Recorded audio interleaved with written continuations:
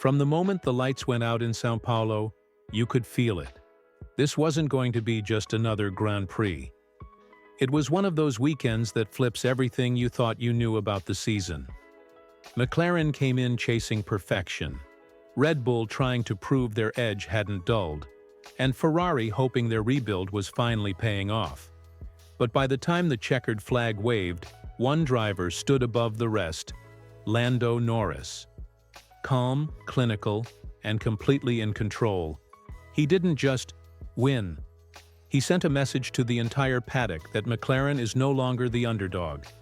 They're here to fight for everything. From the opening lap, you could see the difference. Norris drove like someone who truly believes the championship is his to lose. Every move was measured, every corner exit looked effortless, and McLaren backed him perfectly.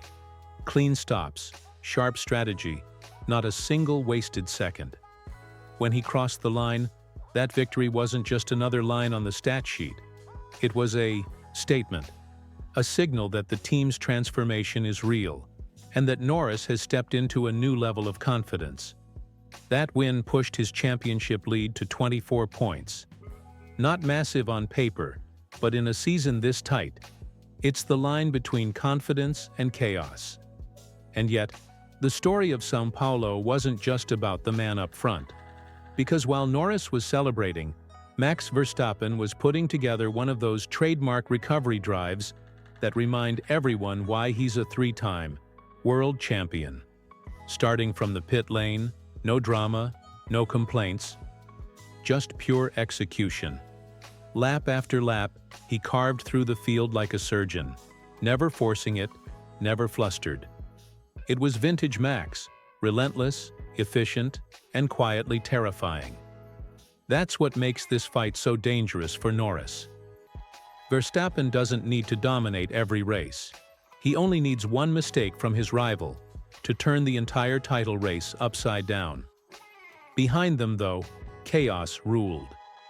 Ferrari's promising Saturday collapsed into another Sunday disaster. The pace looked strong early, but miscommunication and strategy confusion turned their race into frustration. Another DNF capped off a weekend that left fans and even the paddock wondering if Ferrari's reset is already slipping away. Fourth in the constructors at this stage feels like a step backward for a team that hired Lewis Hamilton to lead a turnaround.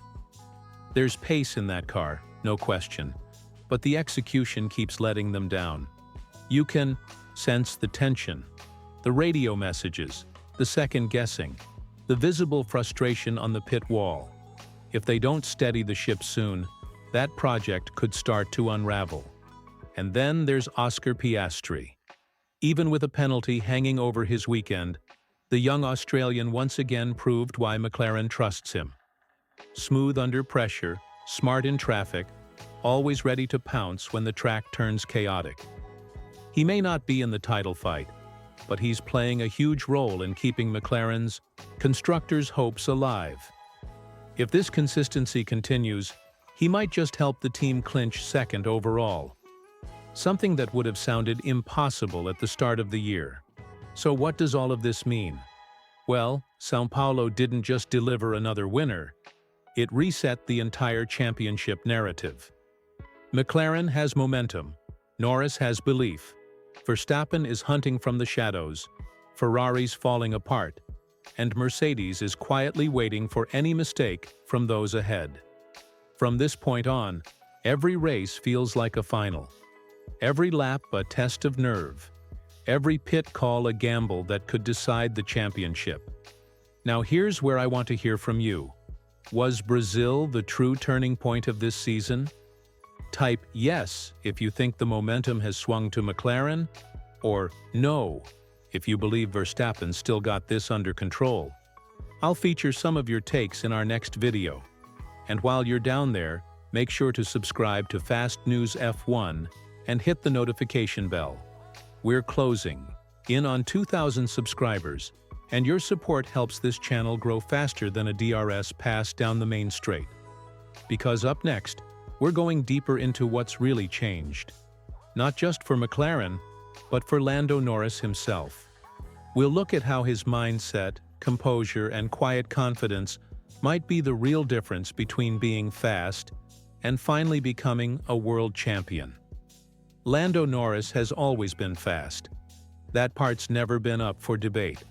What's new, and what we all witnessed in São Paulo, is composure. He's driving like a man who finally understands what it takes to win not just a race, but a championship. Gone are the emotional radio outbursts and frustrated body language from his early days. What we're seeing now is control. Quiet, calculated, and confident. Every decision he made in Brazil looked deliberate. He didn't push when he didn't have to. He didn't panic when Verstappen started climbing through the pack. He just executed, lap after lap, like a driver, completely at peace with the chaos around him. That kind of composure doesn't appear overnight. It's the product of years of heartbreak. The close calls, the missed podiums, the mechanical failures. Each of those moments forged this new version of Norris, the one who can now take command of a Grand Prix and make it look effortless. When he crossed the line in São Paulo, his radio wasn't filled with shouting. It was calm, controlled, a single exhale after a flawless drive. That tone said more about his mindset than any post-race interview ever could. It's the sound of someone who's starting to believe deep down that he can be world champion. What's most striking is how aligned Norris and McLaren have become. You can feel the trust between driver and team now. The kind that only exists when both sides have been through the grind together. Strategy, setup calls, pit decisions, they're reading each other perfectly. It's the kind of partnership that wins titles. You can see it in their rhythm, their confidence, even in how they react to pressure. Every pit stop looks smoother.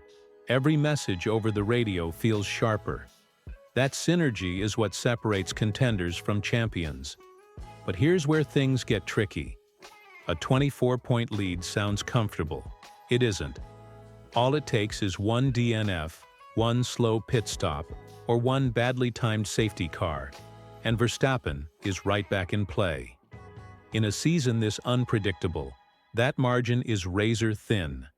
Sprint weekends, bonus points, unpredictable. Weather. Any one of those factors could flip the standings overnight. And Verstappen? He's not the kind of rival who waits politely for his chance. The moment Norris slips, Max will pounce.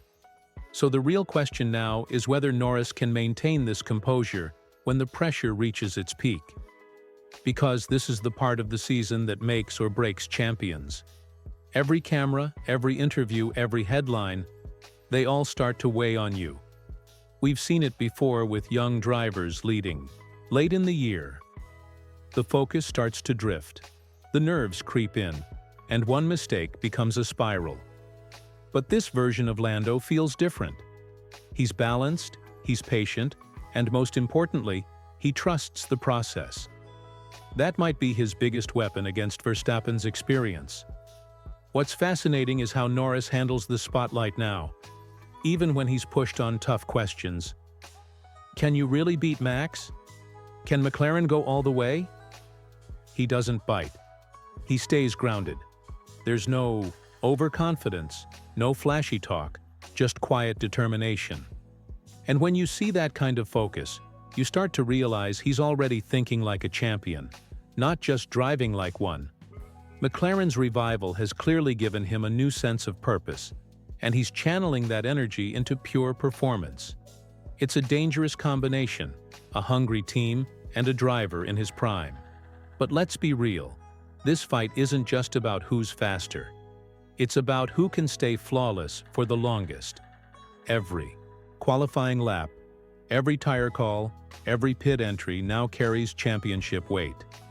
And when Verstappen's shadow looms over your shoulder, that pressure can feel suffocating.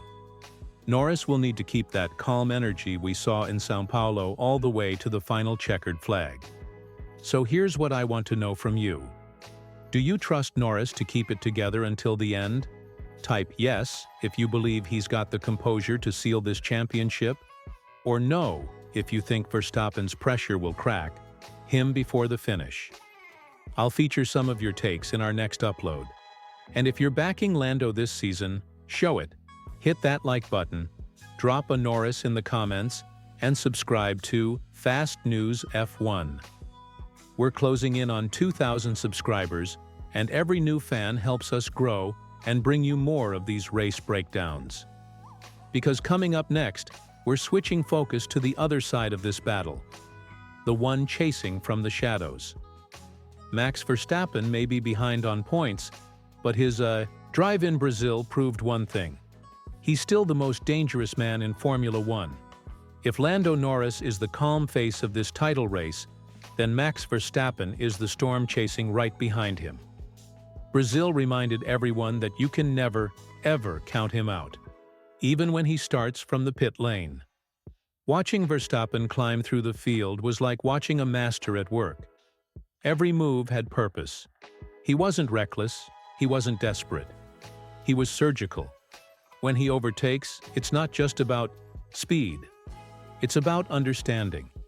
He knows exactly how much grip he has, how much the other driver has, and how to force mistakes without even touching wheels. It's what makes him so feared. But what stood out most in São Paulo wasn't just the overtakes. It was the mindset. Verstappen didn't show frustration, he showed patience. That's new for him. We're used to seeing Max attack with pure aggression, but this version feels more methodical, almost strategic. It's like he's playing chess while everyone else is still trying to win a drag race. He's matured to the point where he knows when not to fight. And that's terrifying for everyone else, especially Norris. Because when Verstappen combines raw pace with restraint, he's almost unbeatable. Even with Red Bull not being at their dominant best, Verstappen's performances have been keeping them in the fight. The car isn't as stable as it used to be, the upgrades haven't always worked as expected, and yet, he's still there, scoring big points every single weekend. That consistency is what makes him so dangerous. You don't need to win every race to win a championship. You just need to never have a bad one. And Verstappen seems to have mastered that art. But let's talk about the elephant in the room, the pressure inside Red Bull. When things start to slip, that team doesn't exactly stay quiet. The internal politics, the rumors, the headlines, all of it adds weight. Verstappen's ability to shut it all out has been incredible, but you can sense that he's carrying more than just the title fight right now. Questions about the car, about team harmony, even whispers about his long-term future. They're all out there. And yet, when he straps into that RB20, none of it matters. That's the mark of a champion. Focus so sharp that everything else fades away. Still, Verstappen knows he's not invincible. He's seen McLaren's pace, and he knows Norris isn't the same rookie he once laughed off as just another young driver. There's respect there now. Mutual respect, mixed with quiet rivalry. Verstappen knows Norris won't make it easy, and that's exactly how he likes it. When he's challenged, he elevates. When he's comfortable, he gets bored. And right now, he's anything but comfortable. That's when he's at his most dangerous. So the next few races will be fascinating. Verstappen's strategy is clear. Stay close, wait for a mistake, and then strike. He doesn't need to win every battle. He just needs to win the right ones. A wet race, a DNF for McLaren, a safety car at the right time. That's all it could take. Because once he's back in striking distance, the psychological game begins. And no one plays that better than Max. Now I want to hear from you. Do you think Verstappen still has the upper hand mentally, even with Norris leading? Type yes if you think experience will beat momentum, or no if you believe Lando's new mindset will hold strong. Let's see where you stand in the comments section. And don't forget, subscribe to Fast News F1 and hit that notification bell so you don't miss our next deep dive. Your support helps us reach our goal of 2,000 subscribers, and trust me, the next races are going to be wild. because coming up next, we're turning to Ferrari, a team caught in chaos once again. And this time, even Lewis Hamilton couldn't stop the disaster. Ferrari came into São Paulo with quiet optimism. The upgrades looked promising, the simulations were strong, and for a moment, it felt like they might finally put together the kind of weekend fans have been waiting for. But once again, reality hit hard. What started with hope ended in chaos. Pit stop confusion, strategy errors, and another painful DNF that left everyone shaking their heads. It's become a pattern that even the most loyal tifosi are starting to recognize. When it matters most, Ferrari finds a way to trip over itself. Charles Leclerc summed it up best when he said after the race, "We just need to execute better." Because that's the heart of Ferrari's problem. It's not about pace anymore. The car is fast, it's competitive. But Formula One isn't just about speed, it's about precision. And right now, Ferrari keeps failing that test. You can see it on the pit wall. Moments of hesitation, mixed messages, overreactions. That's not how you win championships. That's how you lose them, slowly, week by week. And it's even more frustrating when you realize how close they are. When everything clicks, Ferrari looks genuinely strong. Leclerc's qualifying lap on Saturday was world-class, controlled aggression, perfect balance. For a brief moment, it felt like maybe this was the weekend things would finally go right. But on Sunday, all of that fell apart. Tire wear, fuel strategy, and even pit radio timing seemed off. By the time the checkered flag fell, Ferrari had turned a potential podium into another missed opportunity. Then there's Lewis Hamilton. You can sense his frustration, growing even if he hides it behind calm interviews. This isn't what he signed up for. He came to Ferrari to build something new, to lead a project, to inspire change. But weekends like São Paulo show just how big that challenge really is. The communication issues, the tactical blunders, the hesitation.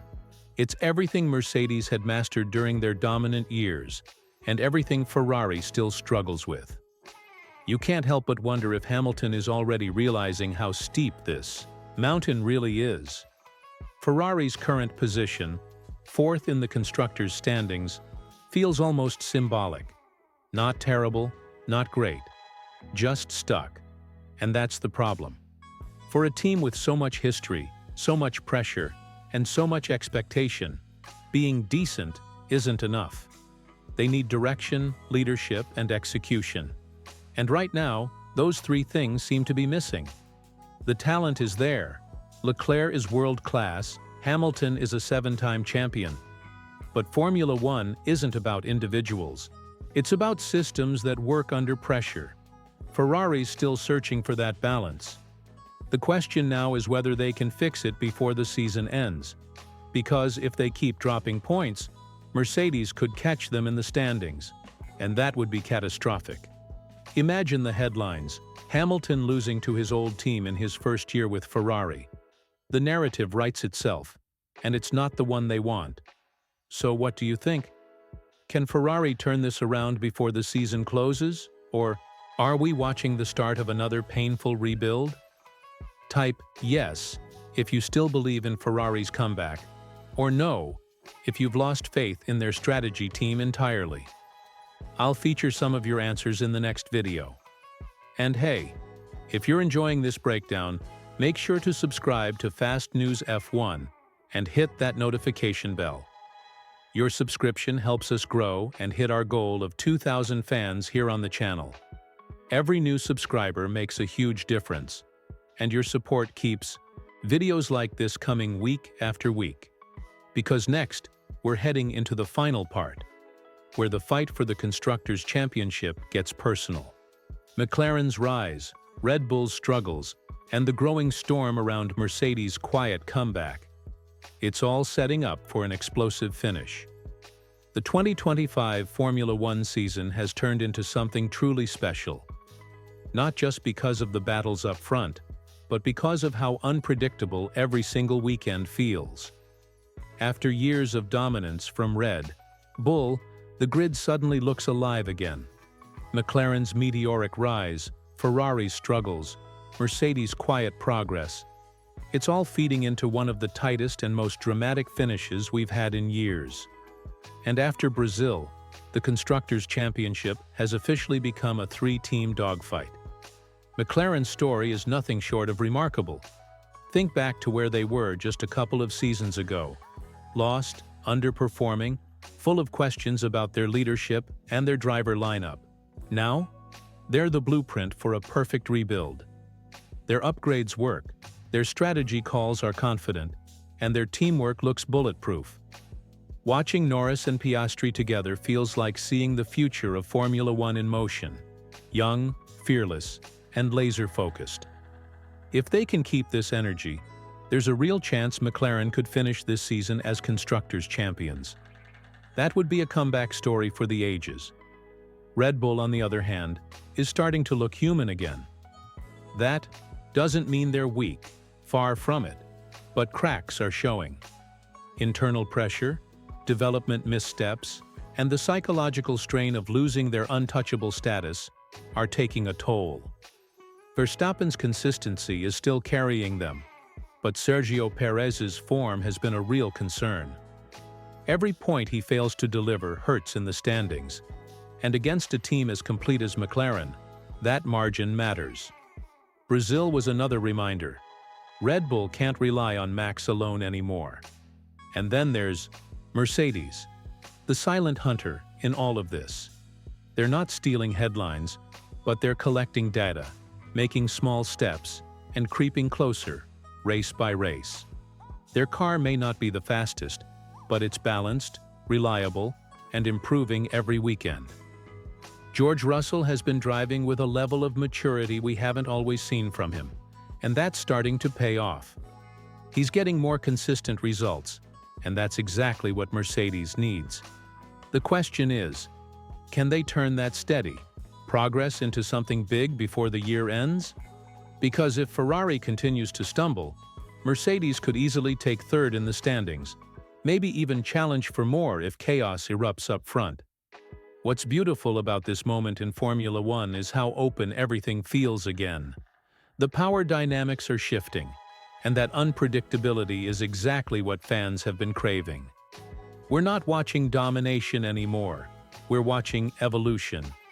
New leaders emerging, old giants fighting to stay relevant, and rivalries forming that could define the next decade of racing. But make no mistake, the next race could change everything again. One bad pit stop, one safety car, one crash, and the standings flip on their head. That's what makes this season so addictive. Every race feels like a turning point. And as we move into the final stretch, one thing is clear. Whoever wins this championship will have earned it the hard way. So now I want to hear from you. Who do you think will finish on top in the constructors' battle? Will McLaren complete the comeback of the century? Will Red Bull hold on? Or will Mercedes pull off a late-season surprise? Drop your prediction in the comments. I'll feature the best ones in our next upload. And before you go, if you love this kind of deep-dive analysis and want to keep up with every twist in this crazy F1 season, make sure to subscribe to Fast News F1 and hit the notification bell. Your support helps us reach our goal of 2,000 subscribers, and every single one of you plays a part in that. So join our growing community, because the season isn't done yet, and the next few races could rewrite F1 history.